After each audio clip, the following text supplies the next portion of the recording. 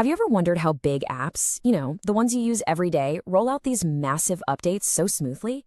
Well, today we're pulling back the curtain on this really cool, almost invisible technique. It lets developers test brand new software on us, the live users, without us ever knowing a thing. It's a wild idea that takes the fear out of hitting that deploy button, and we're going to break down exactly how it all works. So let's just start with the main question right up front.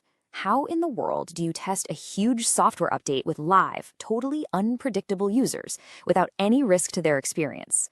I mean, it sounds impossible, right? But it's not magic. It's a real and surprisingly common engineering pattern. For any software developer, clicking that deploy button can be intense. It's this moment where you've tested everything you can possibly think of, but you're still kind of holding your breath, just hoping, praying you didn't miss some weird, obscure bug that's about to bring the whole system down. It's this classic mix of hope and, let's be honest, a healthy dose of fear. Okay, this table really gets to the heart of the difference between the old way and this new way.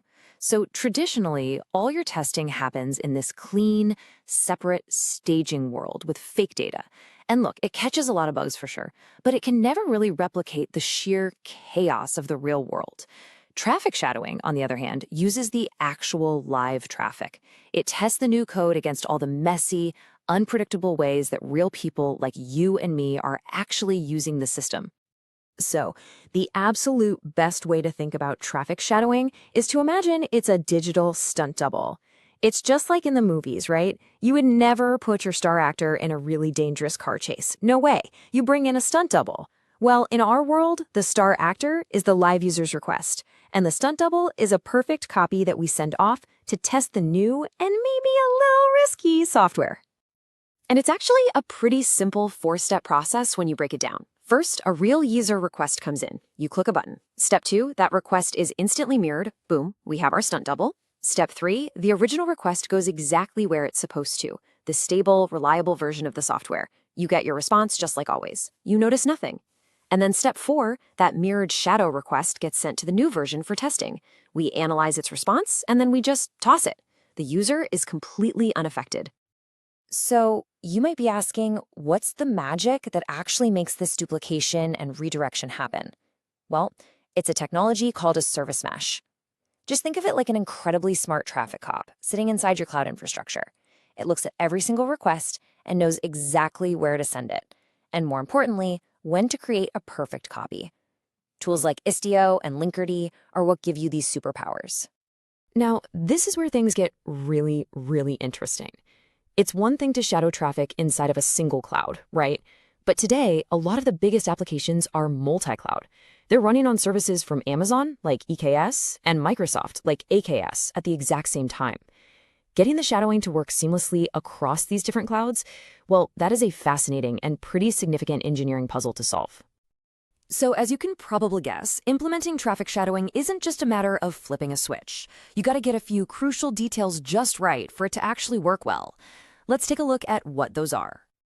Okay, first up, you don't actually have to shadow 100% of your traffic. In fact, you probably shouldn't. That would get super expensive really fast.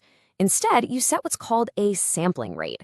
So here, for example, we're only shadowing 5% of all the live requests.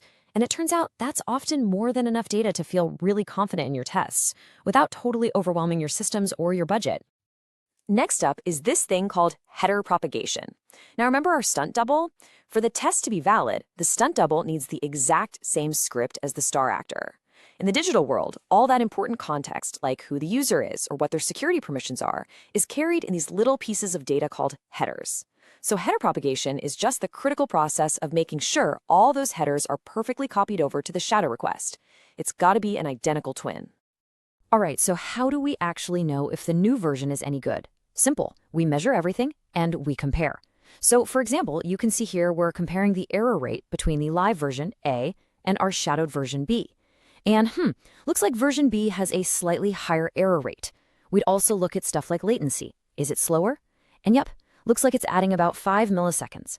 This direct, data-driven comparison tells us, completely objectively, if the new code is actually ready for prime time. So, when you get all those details right, the end result is this fundamental shift in how you build and release software. It really does transform the entire process from start to finish. And this right here, this is the ultimate payoff. You get to test with 100% real user traffic. There is zero impact on the customer. You find those subtle, really nasty bugs that only show up under the weird conditions of a live system. But most importantly, you turn that scary moment of deployment into a moment of pure confidence. You can ship new features way faster and safer because you know they've already been tested against reality itself. This kind of leaves us with a really interesting thought, doesn't it? Traffic shadowing is just one example of this incredible, invisible infrastructure that's constantly working behind the scenes to make our digital lives more reliable. And it really makes you wonder, what other clever, invisible technologies are out there right now, quietly making our incredibly complex world just a little bit safer?